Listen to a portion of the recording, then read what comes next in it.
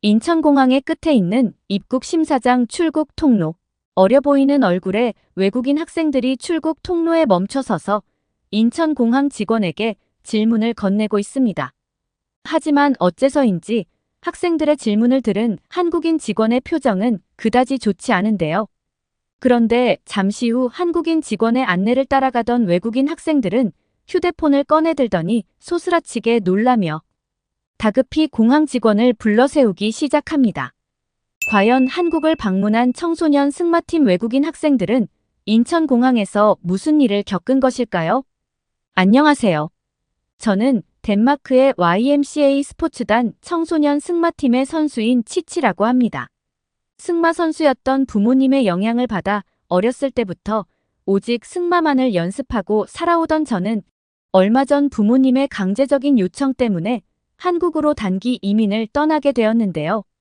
평소 항상 한국으로 이민을 가지 못한 것이 후회된다고 말해 오시던 부모님께서는 YMCA 학예 휴가 기간에 맞춰 저에게 아무런 상의 없이 한국에서 단기 이민으로 거주하면 된다며 비상금과 여권 동의서를 건네주셨고 저는 이러한 부모님의 행동이 이해가 되지 않았습니다. 왜 굳이 가난한 아시아의 나라로 단기 이민을 가라는 것인지 이해가 되지 않았던 저는 결국 같은 승마팀 친구들도 함께 한국으로 떠난다는 조건으로 약 2개월 뒤 승마 장비를 챙겨 한국으로 향했는데요. 저뿐만 아니라 다른 청소년 승마팀 친구들도 굳이 왜 낙후되어 있는 한국으로 저와 함께 학교 휴가를 가라고 하는 것인지 이해가 되지 않는다며 불평을 늘어놓았습니다. 그런데 한국의 인천공항에 처음 도착한 바로 그 순간 저는 도저히 이해되지 않는 눈앞의 광경에 당황하기 시작했는데요. 평생을 덴마크에서만 살아오던 저는 항상 미국보다 덴마크가 훨씬 부유하고 살기 좋은 나라라고 생각하고 있었는데 어째서인지 처음 마주한 한국의 인천공항은 덴마크의 공항과는 비교조차 되지 않을 정도로 압도적인 규모와 깨끗함을 가지고 있었습니다. 그 중에서도 제일 당황했던 것은 공항 출구. 근처의 덴마크에서는 너무나 흔하게 보이던 공중전화 부스가 전혀 보이지 않았다는 사실인데요. 한국에 도착하고 곧바로 한국 YMCA 관계자분에게 통화를 해야만 했던 저는 아직 휴대폰이 개통되지 않아 꼭 전화 부스를 사용해야만 했는데 어째서인지 한국의 공항 근처에는 덴마크에서는 흔하디 흔한 전화 부스가 전혀 보이지 않았습니다. 인천공항의 규모에 아주 잠깐 한국이 부유한 나라가 아닌지 생각했던 저는 엄청난 실망감이 몰려왔고 결국 도저히 전화부스를 찾지 못해 공항 출구에 있던 직원분에게 휴대폰 번역기로 질문을 건넸는데요. 그런데 저희 질문을 들으신 직원분께서는 갑자기 작은 웃음을 터뜨리더니 요즘 한국에서는 전화부스를 보기 힘들 것이라는 말과 함께 뜬금없이 저와 팀원들의 건너편 길가에 보이는 버스 정류장으로 가보라는 황당한 말만 하시더군요. 고작 버스를 타는 곳에 불과한 그곳에 왜 가라는 것인지 이해가 되지 않았지만 저와 승마팀 친구들은 직원분을 믿어보기로 하고 건너편의 버스 정류장으로 향했습니다. 그런데 버스 정류장의 앞에 도착한 순간 저는 눈앞의 광경들에 엄청난 충격을 받고 말았는데요. 단순한 버스 정류장이라고 생각했던 그곳은 놀랍게도 원통형으로 생긴 작은 호텔방과 같은 유리로 이루어진 시설이고 그 내부에는 무료로 전화를 사용할 수 있다는 영업 안내문과 함께 비싼 휴대폰들이 책상에 부착되어 설치되어 있었기 때문입니다. 놀랍게도 한국은 엄청나게 비싼 휴대폰이 공중전화의 기능을 대신하고 있었던 것이었으며 심지어 버스 정류장 시설 내부에는 무선으로 휴대폰을 충전할 수 있는 무선 충전 시스템은 물론 콘센트를 꽂아 노트북을 충전할 수 있는 전기 콘센트까지 무료로 제공되고 있었는데요.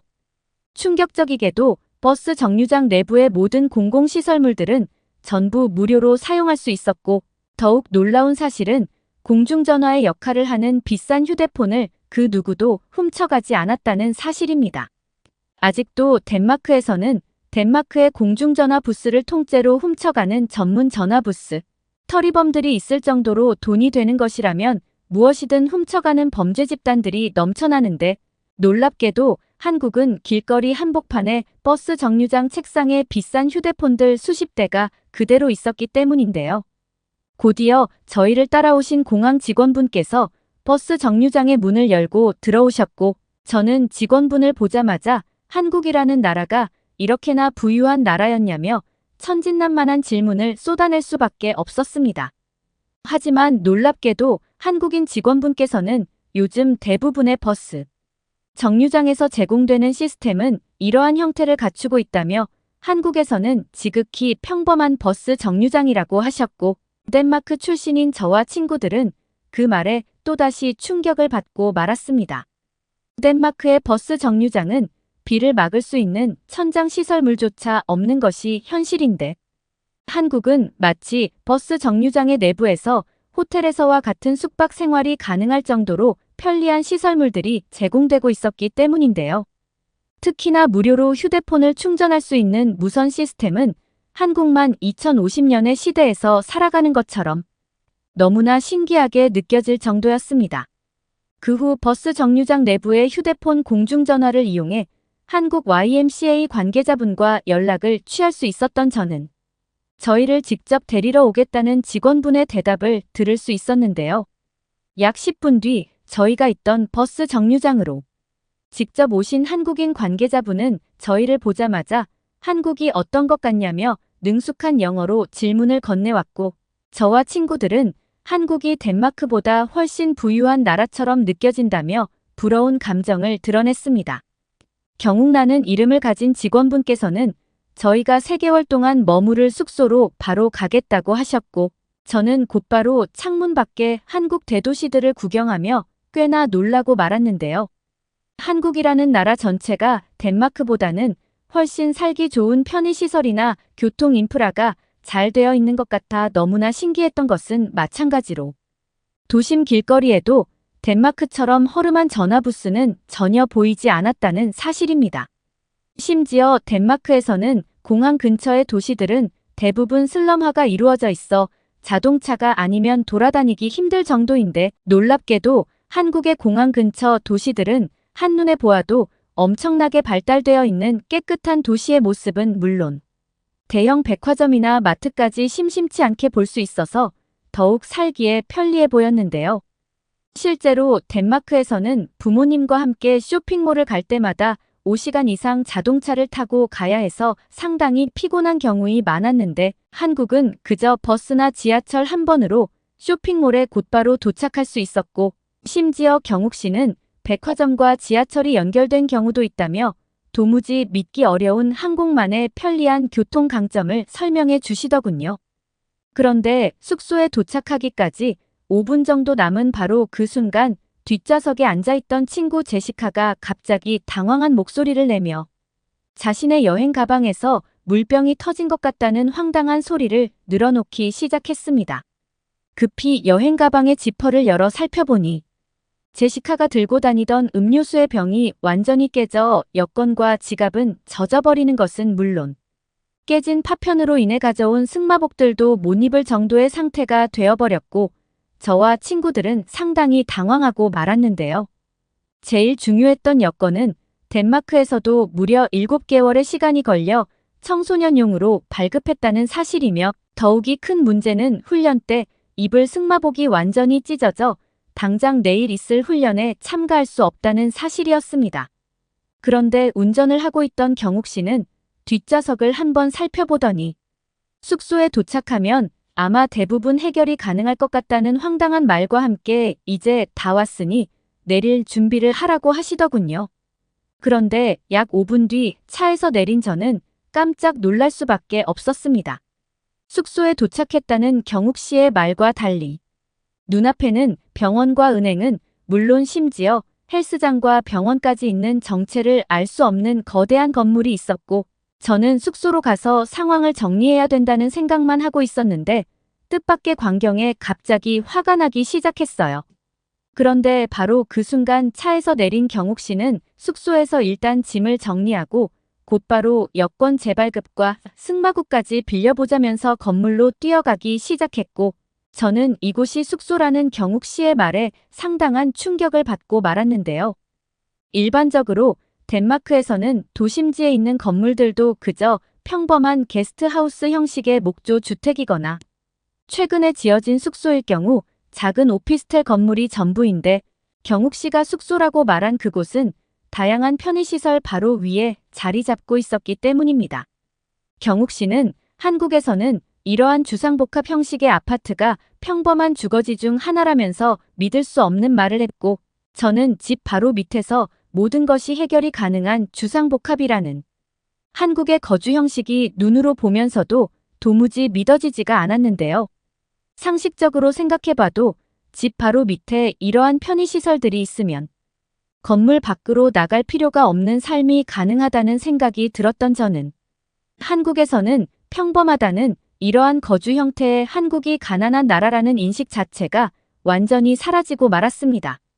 덴마크에서는 급하게 병원을 한번 이용하려고 해도 덴마크에서조차 1시간 이상의 차를 타고 병원이 있는 응급지역으로 가야만 되는데 신기하게도 한국은 거주지 바로 밑에 병원은 물론 심지어 은행 업무를 볼 수 있는 은행까지 있었기 때문인데요. 또한 경욱 씨는 숙소 바로 밑에 상가 건물의 양복이 아웃을 대여해주는 전문 대여 세탁소도 있다는 충격적인 말과 함께 그곳에 아마 승마복이 있을 것이라며 저희 보고 바로 그곳으로 가보자고 했습니다.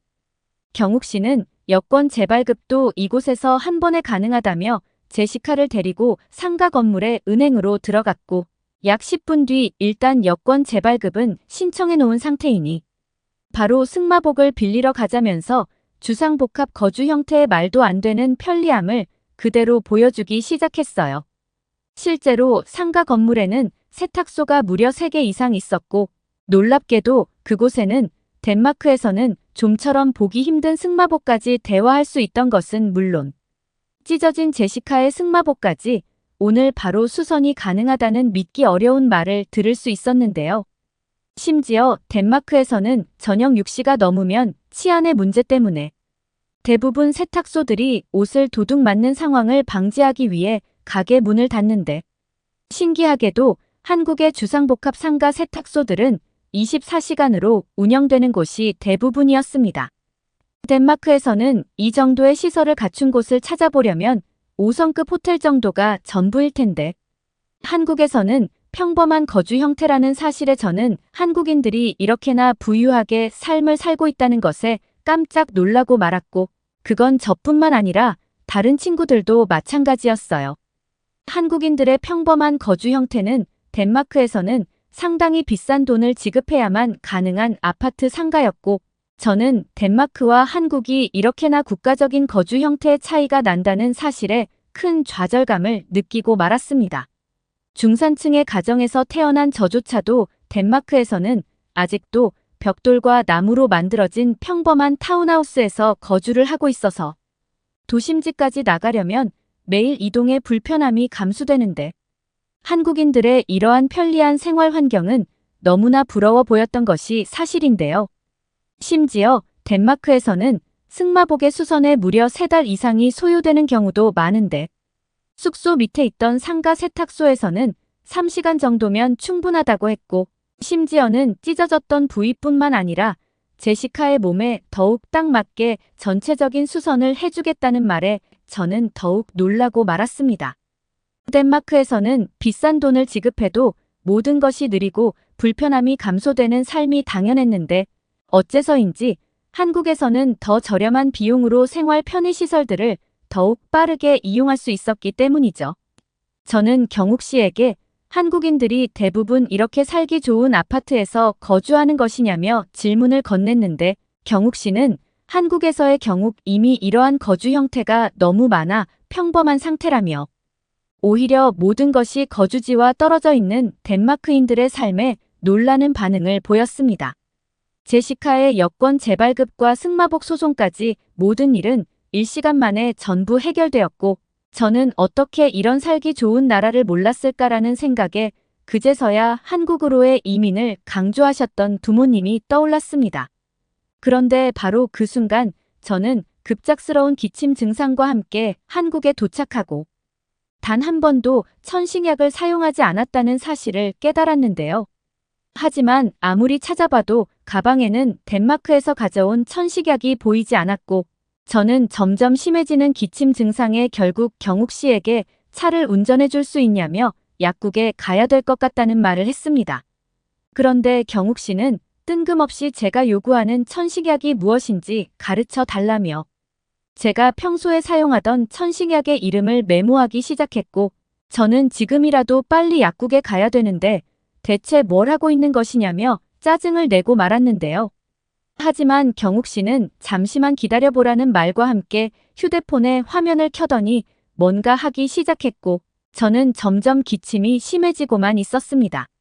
그런데 바로 그때 경욱 씨는 저에게 휴대폰 화면을 들어서 보여주더니 10분 정도만 기다리면 제가 사용하는 천식약이 배달된다는 믿을 수 없는 말과 함께 혹시 모르니 의사와 문자 상담을 진행해보라며 저에게 휴대폰 화면을 보여주었는데요.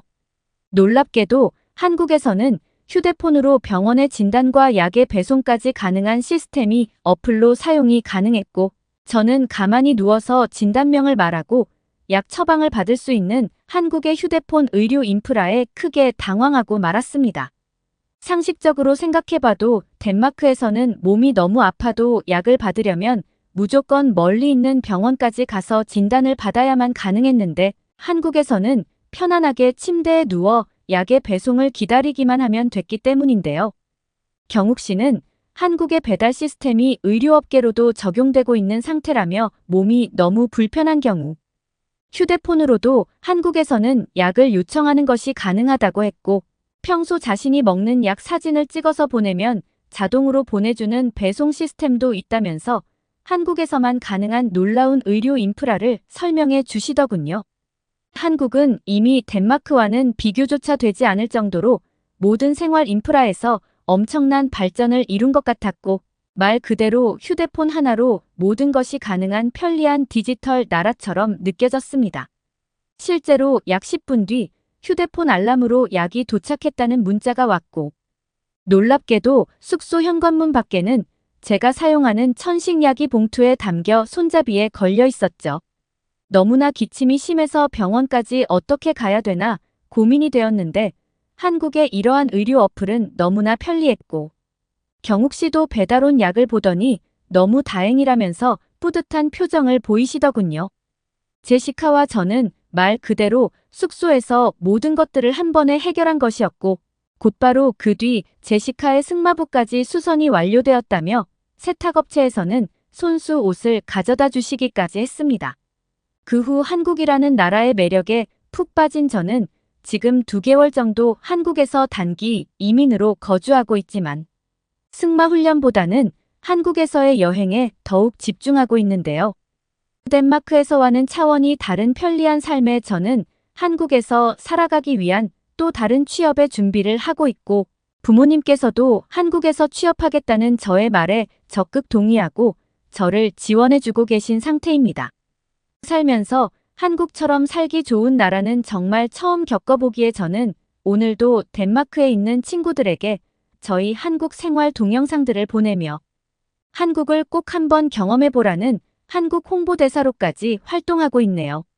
한국에 대한 동경과 증오를 가진 각각의 사람이 한 집에서 같이 산다면 어떤 일이 일어날까요? 지금 일본의 많은 가정집에서 일어나고 있는 일이고 한국을 바라보는 많은 시선 차이 때문에 가족 간의 갈등도 종종 있기도 합니다.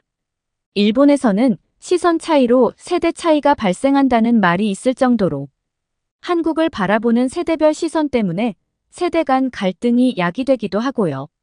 지금 일본 사회에서는 이런 차이를 잘 풀어나가는 방법도 고민해봐야 될 시기가 왔습니다. 저는 한국에 열광하는 평범한 20대 여성 나나입니다. 저만큼 한국을 좋아하는 사람이 또 어디 있을까 싶을 정도로 한국을 좋아합니다. 제 또래의 세대가 특히 한국 문화의 영향을 많이 받으면서 자라온 세대입니다. 일본의 어른들은 가끔씩 한국의 가수들을 보거나 배우들을 보면 이상하고 거북하다며 말씀하시고는 하는데 저희 세대에서는 그런 말이 와닿지 않습니다. 어른들은 한국 아이돌의 음악은 그저 음악하고 거리가 먼 시끄러운 소음에 음악성은 하나도 없고 그저 잘생긴 외모와 이쁘장한 외모로 무장하고 나온 상품에 불과하다며 비난하고는 하시지만 전 세계가 한국의 음악성에 감탄해서 취해 있는데 그런 어른들의 비열한 말들은 그저 일본이 잘하지 못하는 것에 대해서 질투감에 차 있는 말이라는 생각밖에 들지 않습니다. 옛날에 일본이 이러지 않고 세계를 열광시켰다면서 몇십 년 전 향수에 빠져서 말하는 사람들도 있는데 저희 세대는 일본이 그렇게 세계를 열광시켰다는 게 믿겨지지가 않습니다. 당장 길거리에 나가만 봐도 일본 사람들은 신장부터 해서 외모, 꾸미는 방법 등등 뭐 하나 내세울 게 없는 사람들인데 절대로 이런 사람들이 세계를 열광시켰을 리 없잖아라는 생각이 들게 됐거든요. 오죽하면 한국 사람 닮았다는 말을 들으면 어딜 가나 정말 최고의 외모 칭찬으로 통용되는데 그만큼 한국의 파급력은 정말 대단합니다. 그런 한국에 가보고 싶은 것도 제 소원이고요. 하지만 저희 집에 계신 할아버지는 제가 한국을 좋아하고 한국을 따라하는 것을 좋게 보시지 않아요. 근데 제가 한국에 간다고 하면 아주 난리가 날 게 뻔하죠. 게다가 할아버지는 이미 90년대에 한국에 다녀오셨던 경험이 있어요.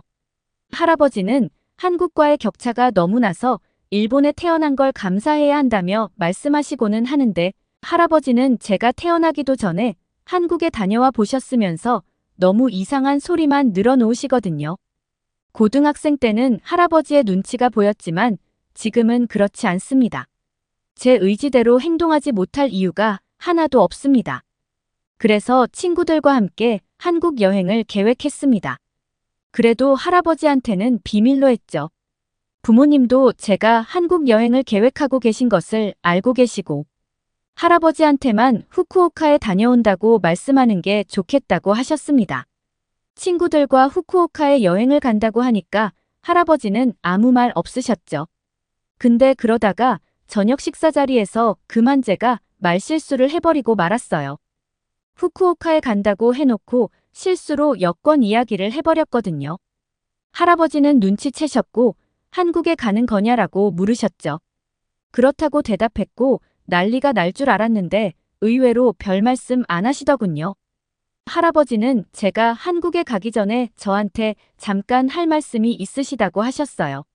그리고 할아버지와 차를 마시며 대화했는데 할아버지 세대 때의 한국과 지금 세대가 느끼고 있는 한국이 많이 다른 걸로 알고 있다며 할아버지가 다녀오셨던 90년대에도 반일 감정이 있어서 할아버지가 불쾌한 경험을 당한 적이 있었다면서 이번에 한국에 가게 되면 지금 원전 오염수 방출로 인해서 반일 감정으로 좋지 않은 분위기인 것은 마찬가지이기 때문에 반드시 조심해야 한다고 말씀해 주셨습니다.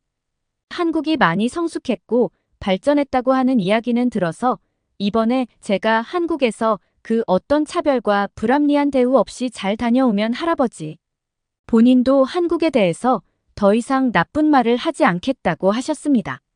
반면에 제가 정말 한국에서 부당한 대우를 받고 오게 되면 앞으로 할아버지가 하는 소리를 잔소리로 생각하지 말아달라고 하셨죠. 저도 그러겠다고 할아버지와 약속을 했습니다. 그 전에 할아버지가 그냥 한국에 대해서 안 좋은 이야기를 하실 때마다 또 그러시나 보다 하고 넘겼지만 이렇게 진중하게 이야기하시니 솔직히 조금 불안한 마음도 들었습니다. 실제로 전 세계 모든 국가들이 일본에 대한 감정이 좋지 않은 시기이거든요. 일본에서는 오염수를 정말로 방출하겠다는 입장이고 다른 나라들은 안 된다며 방출을 하지 말라는 입장이기 때문에 서로 간의 생각 차이가 심한 것으로 알아요. 저도 그 오염수가 정말 나쁘지 않다면 차라리 일본의 땅에 버리면 되지 않나 생각하지만 정치인들은 다른 생각을 가지고 있는 것 같아요. 정치에 관심 없는 저로서는 판단할 수 없는 말이지만 분명한 것은 한국도 지금 일본에 대한 감정이 좋지 않다는 건 사실이기 때문이죠. 친구들에게도 이런 이야기를 했고 사실 그런 것들 때문에 지금 일본 사람 입장에서 한국 말고도 다른 나라 어디든지 가는 게 눈치 보인다며 조심스러운 입장이기는 했습니다. 하필 여행 계획을 세웠는데 이런 상황이 되니 조금 억울하기도 했지만 그렇다고 해서 여행을 포기할 정도는 아니라는 생각이 들었습니다. 그렇게 절친한 친구 유일한 리우와 함께 한국에 도착했습니다. 저희는 일본 사람들이 선호하는 한국의 여행지들을 둘러봤어요. 한국의 광팬인 제가 20살이 넘어서 한국에 처음 오다니 너무 감격스러운 한국의 거리 모습이었지만 한편으로는 진작 와보지 못한 것에 대한 안타까운 마음도 교차했습니다. 경복궁을 포함해서 주변의 삼청동, 인사동을 다 둘러봤습니다. 너무나 예쁜 곳이 많아서 시간 가는 줄 몰랐어요. 그리고 저희가 다녔던 모든 카페나 기념품 가게들, 그리고 식당들에서 저희는 일본인에 대한 차별 그리고 반일 감정을 표출하는 사람을 단 한 사람도 만나보지 못했습니다. 저와 친구들은 혹시라도 나쁜 사람을 만나게 될까봐 고민했던 시간이 아까웠다는 생각이 들 만큼이요. 심지어 카페에서는 저희가 일본에서 온 사람들인 것을 알고 일본어를 써주시며 친절하게 대해주셨습니다. 관광지랑 전혀 상관없는 숙소 근처였는데 카페 점원은 자신이 일본어 공부를 했었다며 진심으로 저희를 반겨주는 눈치였습니다. 그리고 한국어에 모두 능통한 저희 멤버들은 그 어디에서도 뒤에서 한국어로 저희를 흉보거나 일본을 욕하는 사람들을 찾아볼 수 없었습니다. 부끄러운 말이지만 일본에 있을 때 한국인 관광객이나 중국인 관광객이 있으면 뒤에서 속으로 일본어로 흉을 보는 사람들을 본 적이 있어요. 그걸 듣고 있자면 너무나 부끄럽고 같은 일본인으로서 너무나 창피하거든요. 하지만 한국에서는 일본 사람을 오히려 환영해주면 환영해주었지 욕을 하는 사람은 없었습니다. 적어도 저희가 만났던 모든 사람들 모든 장소에서 그랬습니다. 물론 일본을 싫어하는 한국인이 있을지라도 그것을 면전에 대놓고 드러내는 것과 그렇지 않은 것은 아주 큰 차이가 있다고 생각하고 그래서 한국 사람들은 다들 성숙한 사람들이라고 생각했습니다. 그러다가 저희는 나름대로 위기를 맞이하게 되는데요. 한국의 예쁘고 감성 있는 카페에 자주 들렀던 저희. 일행은 일본에 대한 이야기를 하는 한국 사람들을 만나게 됩니다. 저희는 자리에 앉아서 조용히 차를 마시고 사진을 찍고 있었는데 저희 뒷테이블에서 일본의 원전 오염수 방류와 관련해서 이야기를 나누고 있는 한국 사람들의 말소리가 들렸습니다. 본능적으로 저희 셋은 조용히 정말 조용히 소근소근대면서 대화를 나누었습니다. 저희가 일본 사람인 것을 들키지 않도록요. 저희 뒤 테이블에는 남자 3명이 대화하고 있었고 일본에 대한 신랄한 비판이 이어졌죠. 남자들의 목소리는 크고 고양되어 있었습니다. 할아버지께서 말씀하시기를 한국의 젊은 사람들은 혈기왕성함을 통제 못해서 어떻게 행동할지 모르니 반일 감정을 나타내는 젊은 한국 사람들은 꼭 조심하라고 하셨던 말도 떠오르고 솔직히 무서운 생각이 들었습니다. 저희가 일본인인 것을 알고 해코지할 수도 있다고 생각했습니다. 저희는 긴장했고 아무 말이 없었습니다. 유해와 미우도 떨고 있었어요. 한국어를 다 알아듣는 저희는 분위기가 나쁘다는 것을 알아차렸고 조용히 일어나서 카페를 빠져나가기로 했어요. 그리고 쟁반의 그릇들을 정리하다가 유리장끼리 부딪히는 소리가 났고 평소라면 아무렇지도 않은 소리였겠지만 긴장하고 있던 틈에 미우가 놀랐고 동시에 일본어로 깜짝이야라고 크게 말해버렸습니다. 뒷테이블 한국 남자들과 저희는 눈이 마주쳤고 저는 곧바로 죄송합니다. 다 일본이 잘못했습니다. 저희는 죄가 없어요라고 말하며 위기를 모면하려고 했습니다. 하지만 한국 사람들은 오히려 더 놀라서 뒤에 일본분이 계신 줄 알았으면 이런 얘기 안 했을 텐데 몰랐다며 미안하다고 말씀해 주셨어요. 너무 놀라버린 미우는 손바닥으로 얼굴을 가리고 울기 시작했고 뒤에 한국 사람들은 아주 크게 당황한 표정이었습니다. 그리고 어쩔 줄 몰라 하며 저희한테 연신 죄송하다고 사과를 해주셨습니다. 저도 한국 사람들을 보고 계속 일본이 잘못했습니다. 고개 숙여 인사했고 미워도 험악한 분위기가 아닌 것에 안심하며 천천히 진정했습니다. 한국 남자 일행들은 일본 정부의 행동에 대해서 비판한 것이고 일본 사람들을 향한 비난은 아니었다며 한국어를 잘하는 일본인을 본 적도 없어서 옆 테이블에 계실 줄은 꿈에도 몰랐다고 했습니다. 자기들이 다른 나라에 여행을 갔는데 한국을 욕하는 사람이 있으면 기분이 나빴을 것이라며 사과의 의미로 조각 케이크를 주문해주고 카페에서 나가겠다고 하셨습니다. 그러면서 자기들 때문에 한국에 대해서 안 좋게 생각하시게 될까봐 너무 미안하다며 끝까지 사과해 주셨습니다. 저와 유희, 그리고 미우도 사실 일본의 행동이 옳다고 생각하지 않고 있었고 그것 때문에 전 세계에서 비난받고 있는 상황도 알고 있습니다. 사실 저희한테 뭐라고 했어도 할 말이 없었을 수도 있어요.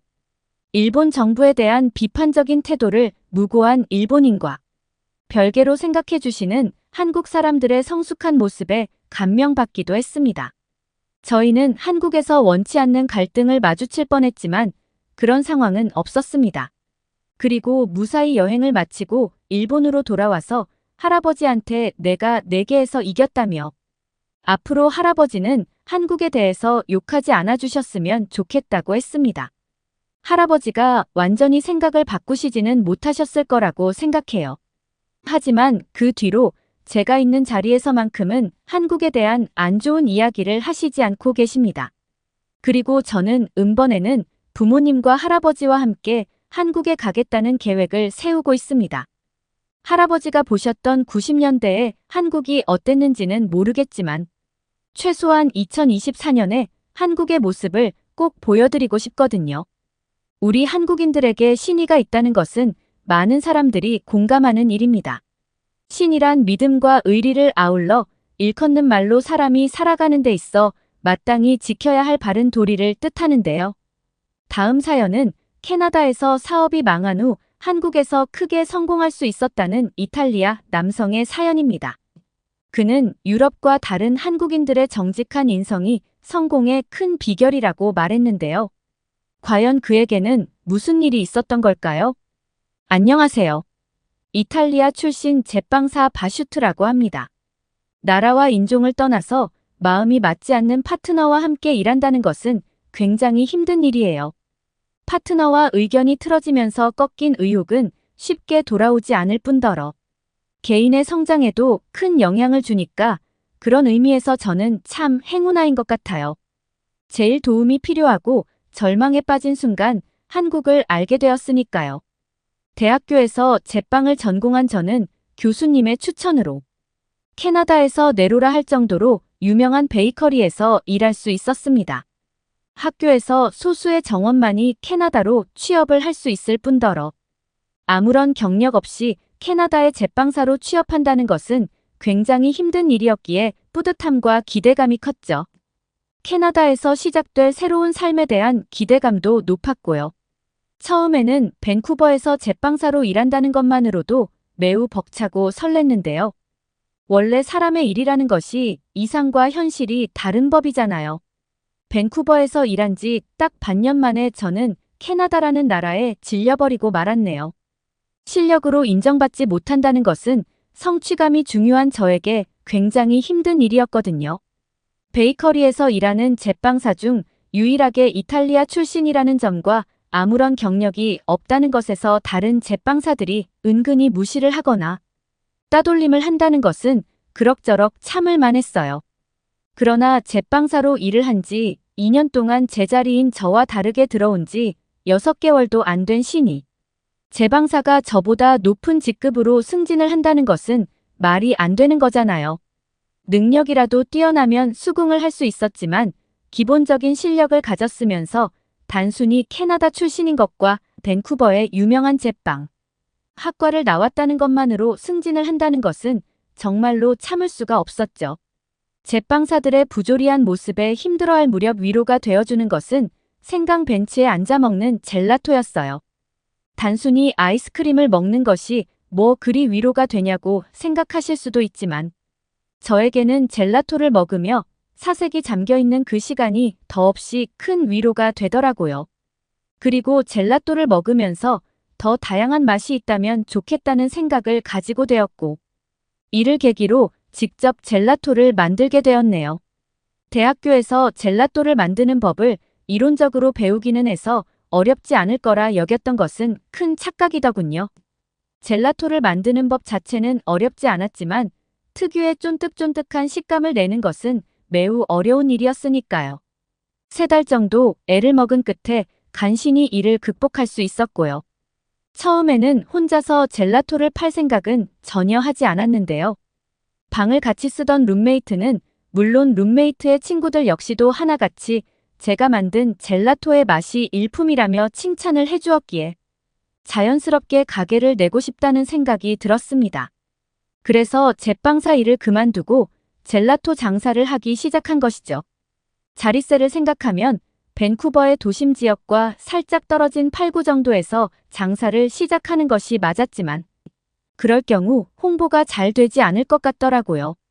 아무래도 젤라또는 현지인보다는 밴쿠버로 여행을 온 관광객들에 더 많이 사 먹는 경향이 있었기에 비싼 자릿세에도 불구하고 밴쿠버 안에서도 번화가에 가까운 육구에서 젤라토 장사를 시작하게 되었네요. 그리고 저희 예상은 정확히 맞아떨어졌습니다. 밴쿠버 중심가에 잘 알려진 레스토랑들의 줄을 서면서 간간히 젤라토를 사 먹은 것이었어요.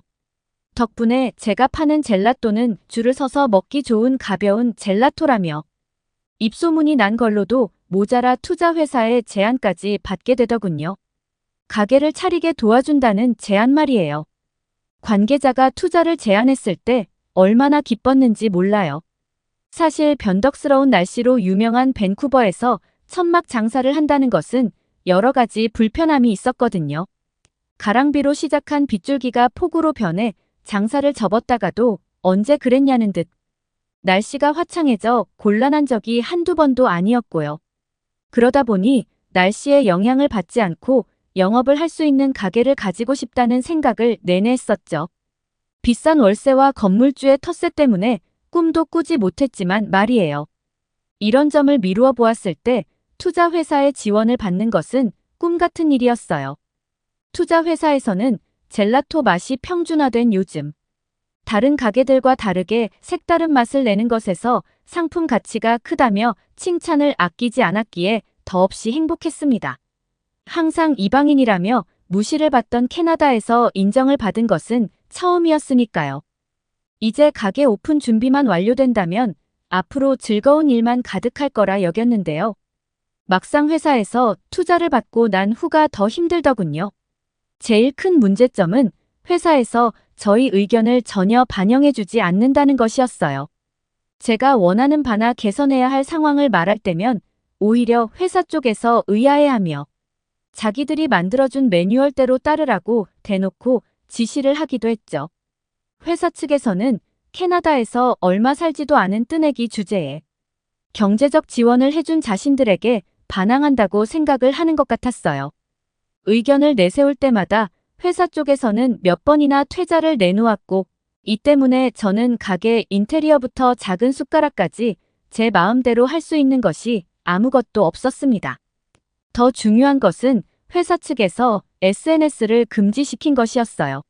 지금까지 SNS를 통해 젤라토 홍보를 하던 저의 입장에서는 마른 하늘에 날벼락이 내리는 일이었죠. 현지인들이야 소문을 듣고 찾아올 수도 있겠지만 밴쿠버에 대해 아무 정보가 없는 관광객의 경우에는 SNS 사용을 하지 않는다면 새로 옮긴 젤라또 가게가 웨이팅 젤라토로 유명하던 곳인지 새로운 곳인지 알 길이 없잖아요.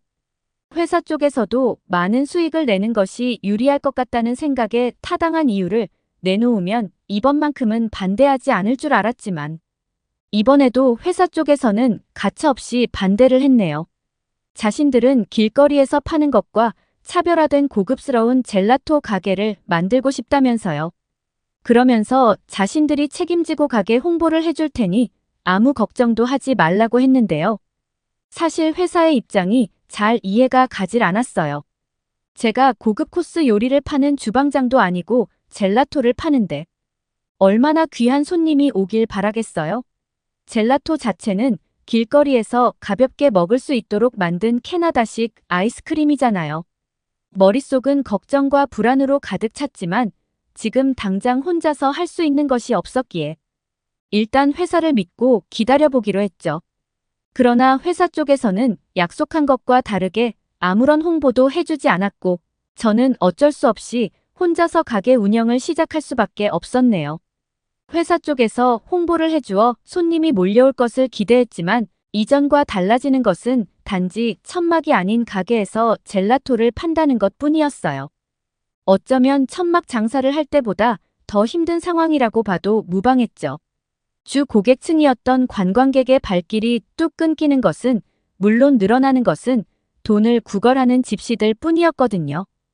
허름한 행색에 어린 집시가 안타까워 젤라또와 얼마 안 되는 돈을 쥐어준 것이 문제의 발단이었어요. 그 일이 있은 후 저희 가게는 집시들의 아지트가 되어 시간대에 별로 돈을 달라며 찾아오곤 했죠. 집시들의 출입이 잦아지자 그나마 있던 손님들의 발길도 끊기게 되었고요. 이대로는 안 되겠다는 생각에 가게를 찾아온 집시들에게 버럭 소리를 질렀는데요. 이에 앙심을 품은 집시들은 가게에 해코지를 하기도 하더군요. 신고를 했지만 경찰들은 일반 사람들보다도 더 방관적인 모습을 보였습니다. 난민 신청조차 하지 못하는 신분의 집시들을 현장에서 체포하는 것이 아니면 잡을 길이 없다면서요. 캐나다의 경찰들이 방관적이다는 것을 알고 있긴 했지만 직접 경험하고 보니 정말 피가 거꾸로 솟는 느낌이더라고요. 가게를 망가뜨린 집시들이 근처를 어슬렁거려도 할 수 있는 것은 아무것도 없었으니까요. 경찰에게는 더 이상 도움을 요청할 수 없다는 생각이 일단은 회사 측에 부탁해 자리를 옮기거나 임시로 이전처럼 천막에서 장사를 하려고 했지만 이마저도 마음처럼 되질 않더라고요. 담당자는 자신이 휴가 중이니 2주 뒤 보자며 전화를 확 끊었거든요. 결국 사비로 파손된 가게를 수리하고 약속한 2주 뒤 다시 전화를 걸었는데요. 그 사이 담당자는 회사를 그만뒀다고 하더군요. 부랴부랴 바뀐 담당자에게 전후 사정을 말하고 도움을 요청했지만 담당자는 자신들이 집시까지 어쩌지는 못한다면서 저의 부주의를 탓해왔어요. 그러면서 매출 부진을 이유로 계약 종료를 요구했고요. 결국 저는 1년도 채우지 못한 채 쫓겨나다시피 가게를 정리할 수밖에 없었네요. 그런데 가게를 운영하는 마지막 날 생각지도 못한 기회가 찾아왔어요. 중년의 나이로 추정되는 한국 여성이 명함을 내민 것이었죠. 한국에서 젤라토 사업을 해보지 않겠냐면서요. 원래 계획대로라면 캐나다 생활을 정리하고 이탈리아로 돌아갈 생각이었어요. 무엇이 됐든 캐나다에서의 생활을 하루라도 빨리 정리하고 싶었으니까요. 거절의 의사를 밝히자 한국 여성은 명함과 자신들의 회사 주소를 알려주며 곰곰이 생각해본 후 알려달라고 부탁을 하더군요. 그래서 집으로 돌아온 후 회사의 홈페이지를 꼼꼼하게 살피며 한국의 생활에 대해 찾아보았죠. 별로일 거라는 예상과 달리 한국에서 지내는 외국인들의 만족감은 상당히 높은 편이었어요. 게다가 동업을 제안한 한국의 회사는 생각보다 더 큰 규모를 가진 대기업이었고요. 어차피 이탈리아로 돌아간다고 해도 다시 젤라토 사업을 할 수 있을지 불분명했기에 한국에 가겠다고 결심을 하게 되었죠. 충동적인 결정이었지만 이번이 아니면 다시는 다른 나라에서 사업을 할 기회가 없다고 여겼거든요. 그래도 캐나다에서 하도 대인 탓에 크게 기대는 하지 않았어요. 단지 좋은 경험을 한다는 생각에 택한 일이기도 했고요. 하지만 한국의 회사는 캐나다와는 비교도 할 수 없을 만큼의 정성을 쏟아주더군요. 호텔비부터 비행기 티켓까지 지원을 한 것도 흠칫했지만 더 놀라운 것은 제 가게에 대해 철저하게 계산을 했다는 것이었어요. 관광객들에게 어떤 맛이 가장 인기가 많은지부터 나라별로 선호하는 맛까지 분석한 세밀함에 혀를 내두를 수밖에 없었습니다. 가게 사장인 저조차도 이렇게 상세히 나라별로 잘 팔리는 맛이나 연령대, 별로 선호하는 맛 같은 것은 전혀 고려를 하지 않았으니까요. 담당자는 일단 매장을 작게 차려 고객들의 반응을 먼저 살핀 뒤 최종적으로는 오프라인으로도 젤라토를 판매할 수 있도록 만들자고 제안을 하더군요. 그러면서도 제가 원하는 방향을 말할 수 있도록 배려를 해주었어요. 자신의 의견을 내놓으며 따르기를 강요하는 캐나다와는 다르게 한국의 경우에는 해결책을 제시해주되 서로 원하는 방향을 고려하여 타협할 수 있는 선을 만들어준다는 것이 참 인상 깊었습니다. 마케터로 일을 하는 룸메이트가 조언을 해주기를 개인주의 성향이 강한 한국과 일을 하다가는 독단적으로 내리는 결정이 매일 따라야 하는 로봇이 될지도 모른다고 했지만 오히려 한국은 자신의 의견을 중요하게 생각하는 만큼 다른 사람의 의견 역시도 똑같이 존중해주는 것 같았어요. 인종과 나라에 상관없이 말이에요. 같이 일하게 될 파트너가 존중을 하고 배려를 해준다는 것만으로도 한국에 갈 이유는 충분했기에 더 고민할 것도 없이 취업 비자를 받아 한국으로 향하게 되었네요. 처음 시작한 한국 생활은 충격 그 자체였습니다. 첫 번째로 어디를 가던 인터넷이 빠르게 터진다는 사실이 좀처럼 믿기지가 않았고요. 이탈리아의 경우에는 워낙 인터넷이 느리다 보니 사람들의 대부분은 공공장소를 이용하며 핸드폰이 아닌 책을 보곤 했거든요.